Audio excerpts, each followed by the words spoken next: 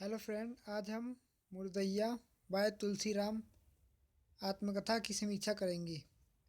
मुर्दैया दलित साहित्यकार और चिंतक तुलसीराम की आत्मकथा है। लेखक का गांव आजमगढ़ जिले के धर्मपुर गांव में है, जहां मुर्दैया नामक शमशान घाट था और वहां पर मुर्दे जलाए जाते थे।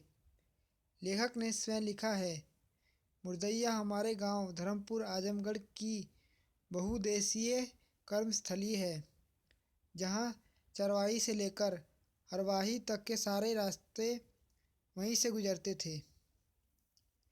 प्रस्तुत आत्मकथा में लेखक ने बहुत बेबाकी और सपाट बयानी से अपने बचपन को लेकर BHU बनारस जाने तक बहुत निर्भीक अभिव्यक्ति की है।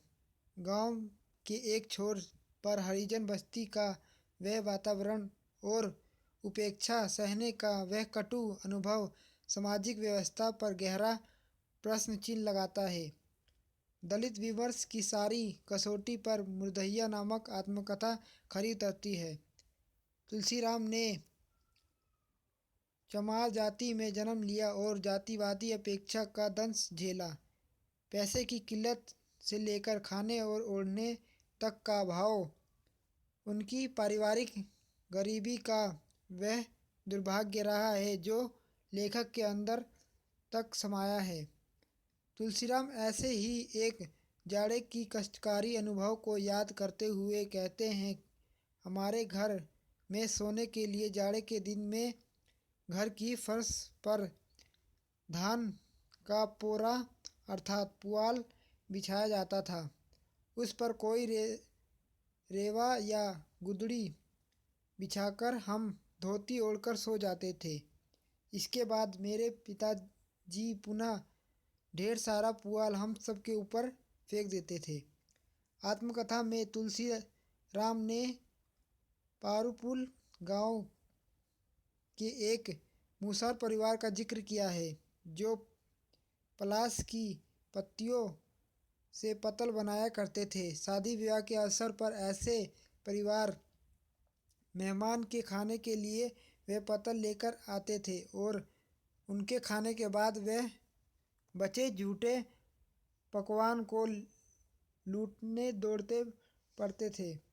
यह एक अमानवीय दृश्य होता था। तुलसीराम का बचपन हमेशा मौन और आत्म परीक्षण के साथ गुजरता है।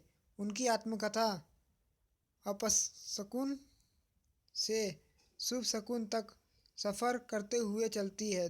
दलित होने के कारण सामाजिक अपमान और चेचक में एक आँख से अंधा होने के कारण पारिवारिक उपेक्षा के शिकार तुलसीराम दोहरी मार झेलते हैं।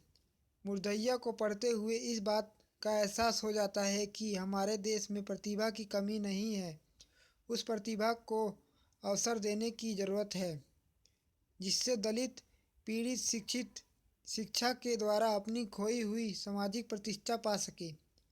आज हम दलित समाज जिस सामाजिक मुकाम पर पहुंचा है, उसके पीछे एक कड़ा संघर्ष है।